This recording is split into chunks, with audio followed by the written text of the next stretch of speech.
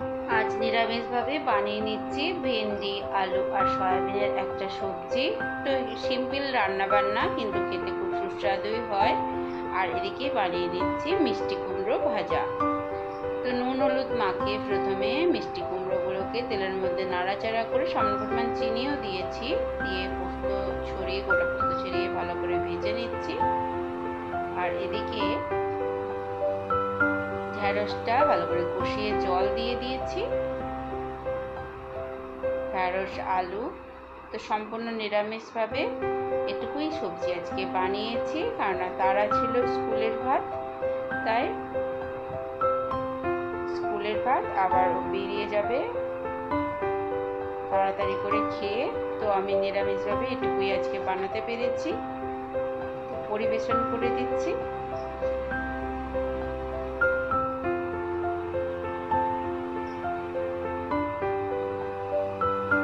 প্রচন্ড গরম আছে তাই একটু মিলিয়ে দিলাম থালার মধ্যে। তো এবার দিয়ে দেব মিষ্টি কুমড়োর ভাজা। এই মিষ্টি কুমড়োর ভাজা আমাদের সবাই খুব পছন্দ করে খেতে, আমারও দুর্দান্ত লাগে। নিরামিষের দিন এরকম মিষ্টি কুমড়োর ভাজা যদি একটু বেশি পরিমাণ হয়, পুরো ভাতটাই মনে হয় এটা দিয়েই শেষ হয়ে যাবে, এতটাই ভালো লাগে। আর এদিকে ঢেঁড়স দিয়ে সয়াবিনের সবজিটা।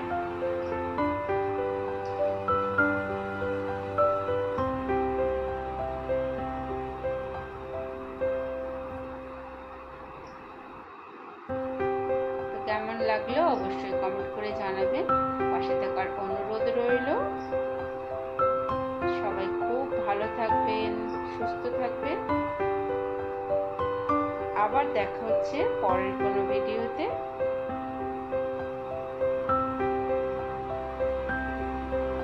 ধন্যবাদ এতক্ষণ ভিডিওটা দেখার জন্য, এতক্ষণ সময় দেওয়ার জন্য।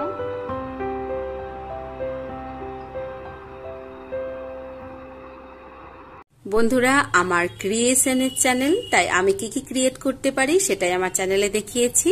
এখানে কবিতা, আঁকা, হাতের কাজ এবং রান্না সবই শেয়ার করেছি। এজন্য তো আপনারা একটু কষ্ট করে গিয়ে আমার লং ভিডিওগুলো দেখুন, আশা করি খুব ভালো লাগবে। এতক্ষণ সময় দেওয়ার জন্য অসংখ্য ধন্যবাদ।